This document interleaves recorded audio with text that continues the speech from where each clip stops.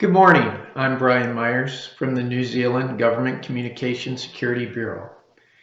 New Zealand is the smallest of the Five Eyes countries, but has a proud history of protecting our homeland.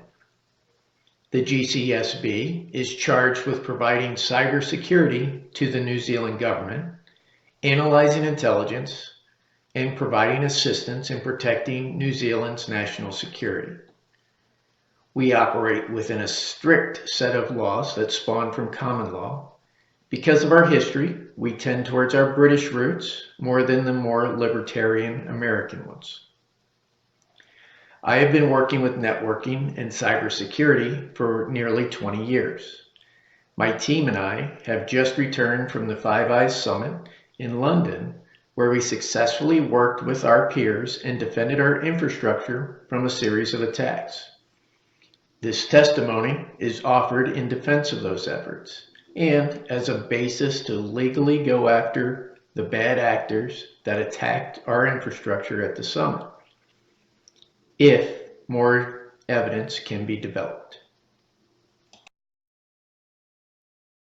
The mission of the Cyber Operations Team at the Global Economic Summit was to assist the other Five Eyes countries to understand the cybersecurity policy framework of our nation, while using that framework to protect our deployed and national infrastructure.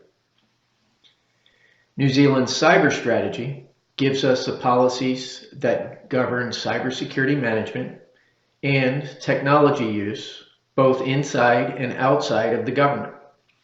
It offers a tightening of identity management processes to ensure that the right people get the right access to the right assets.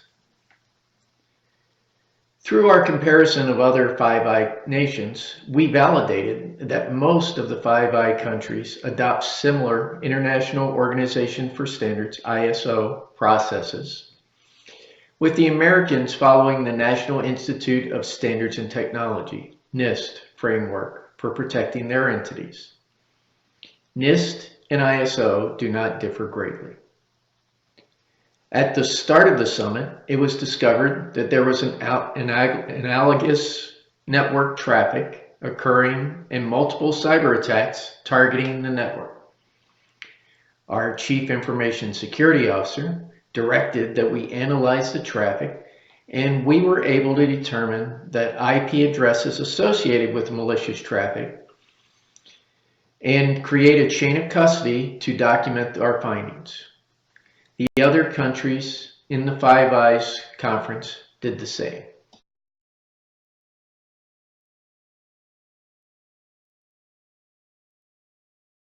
Our team compiled a network security checklist to address the severity of threats from a security and risk management aspect.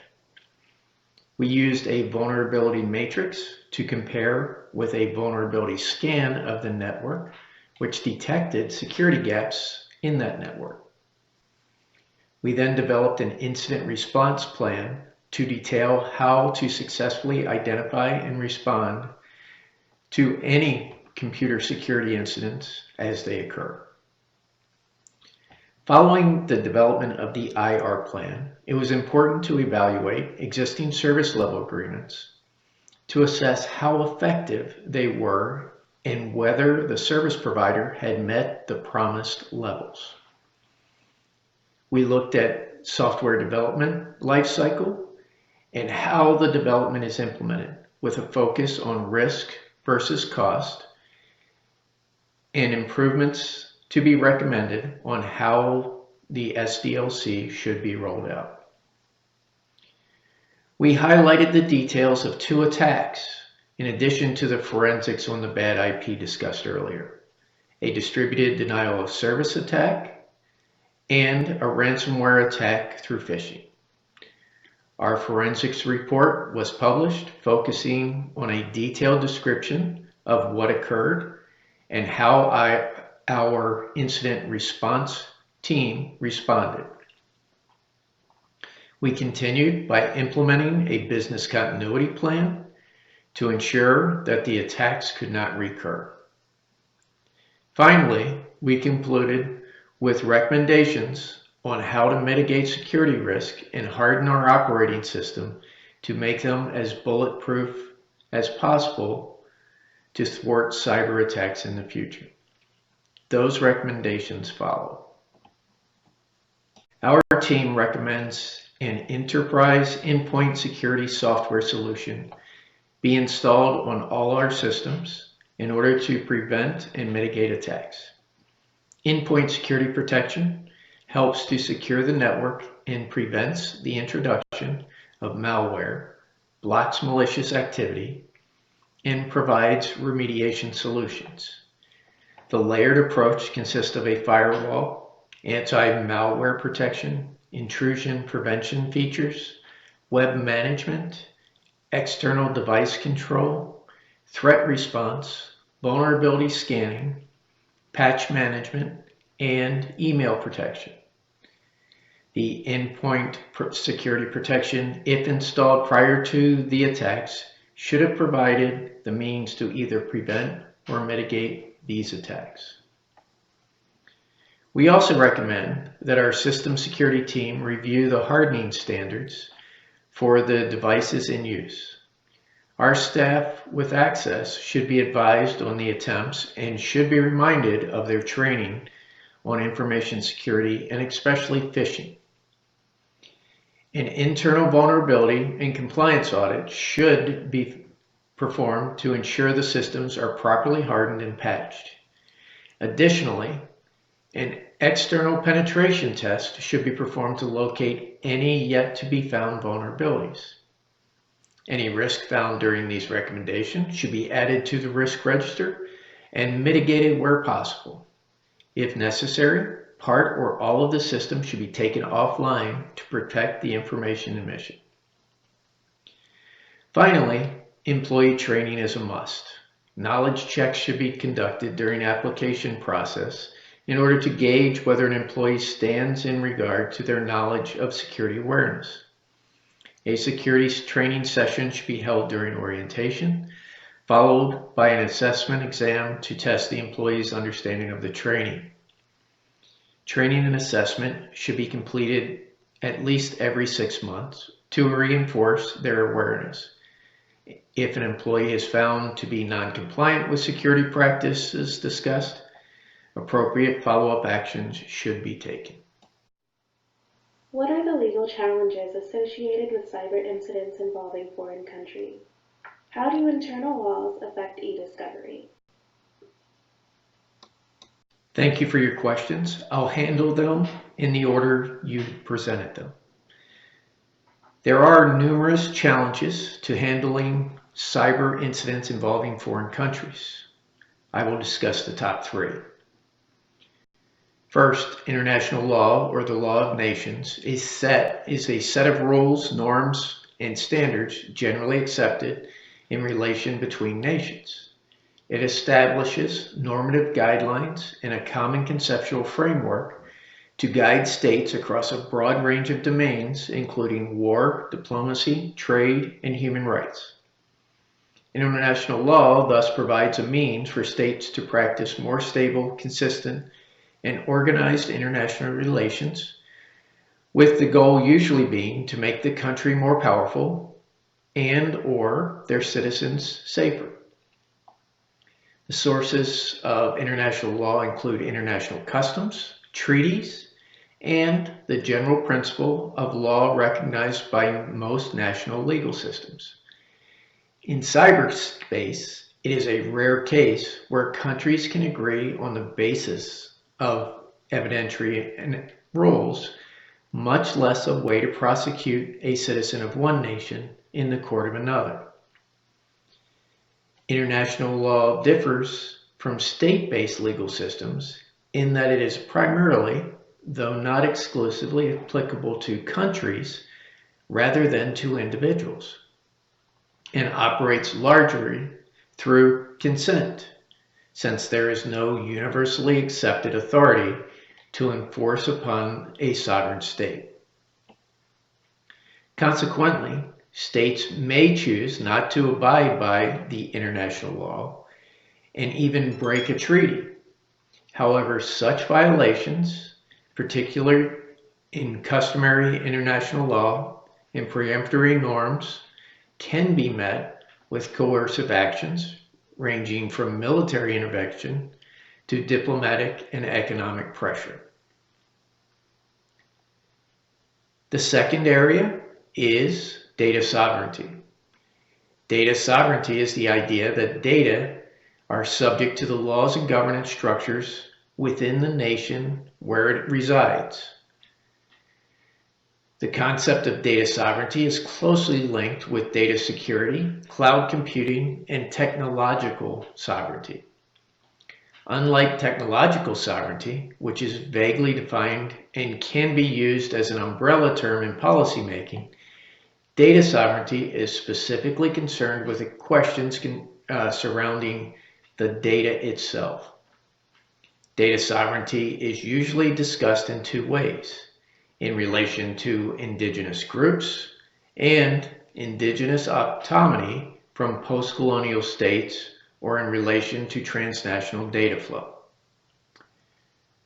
With the rise of cloud computing, many countries have passed various laws around control and storage of data, which all reflect measures of data sovereignty. GDPR is a large example. This affects the ability of a cyber analyst to follow any forensic path of the data in order to build a solid evidentiary case.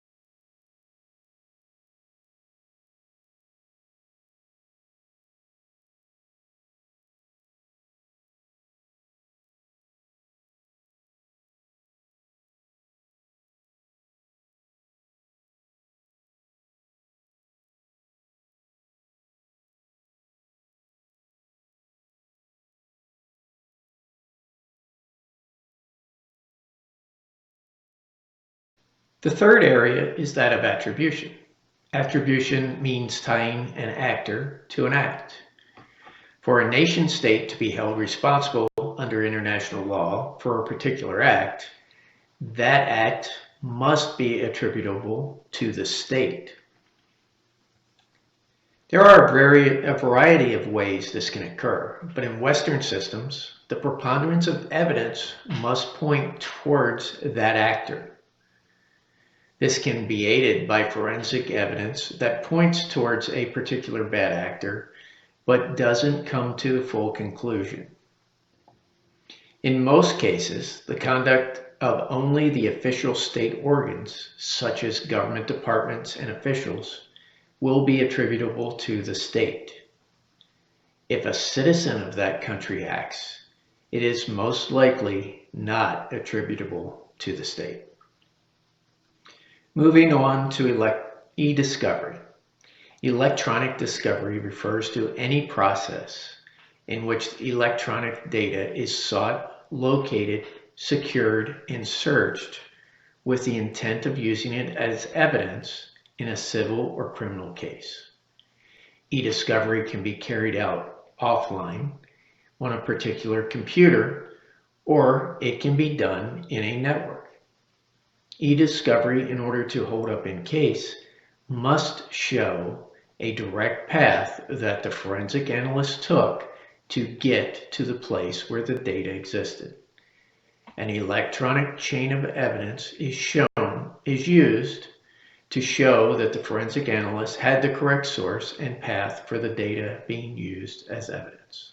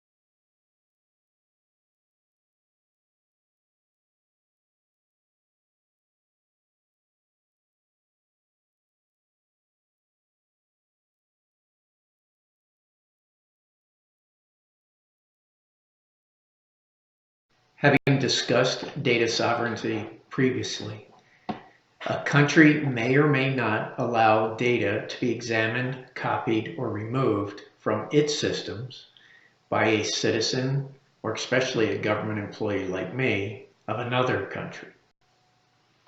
Going beyond data sovereignty, evidence held remotely presents unique concerns that warrant additional attention.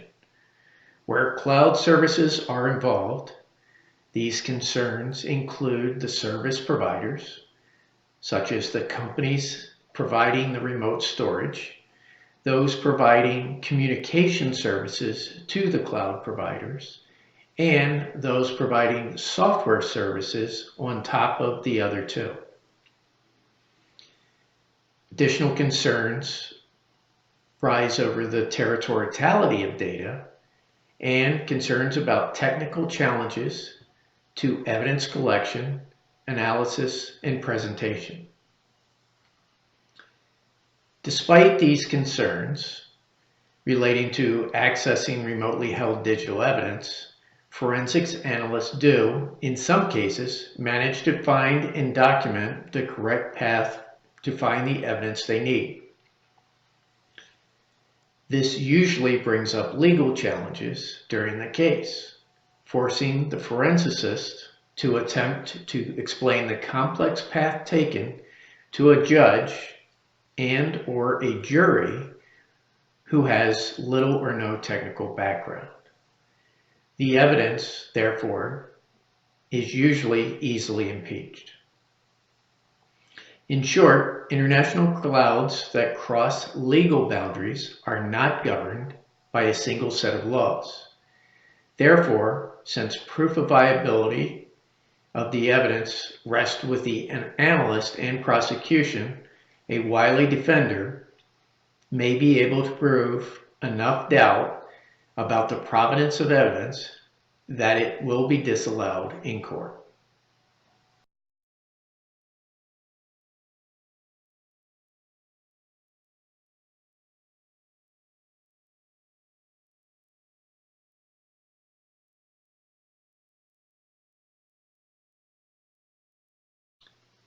Thank you for the question, Yemi. International law had little to do with our processes and procedures. International standards are followed as codified in ISO, but our New Zealand enclave was not under the jurisdiction of international law. Being on British soil, our processes could not violate local, national, or European standards.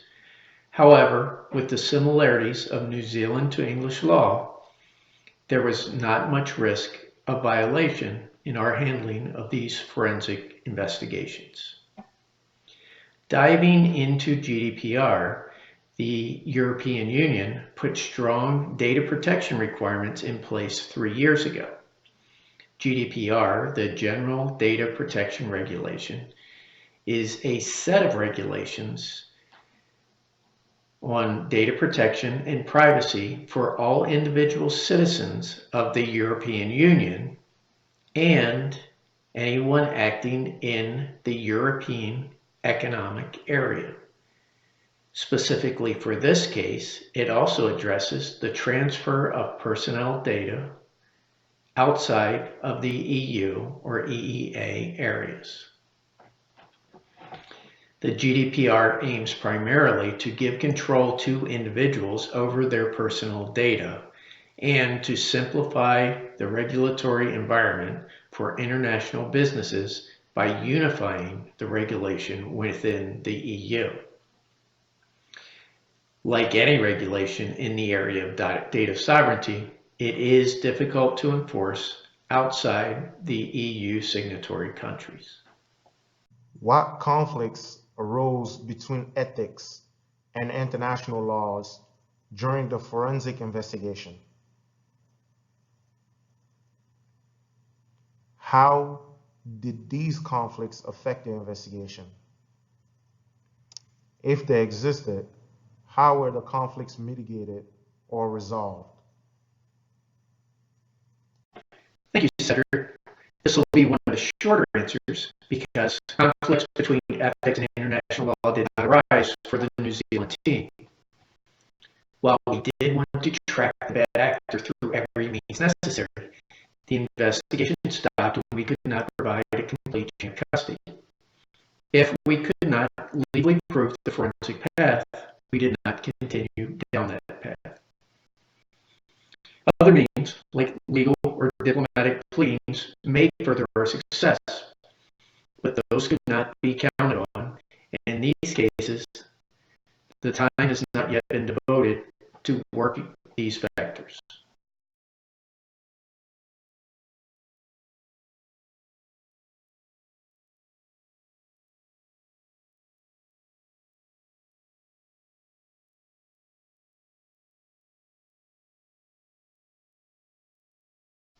That's an interesting area of question, Jimmy. U.S. sovereignty is not usually a concern for us. New Zealand is a strong partner and friend of the United States.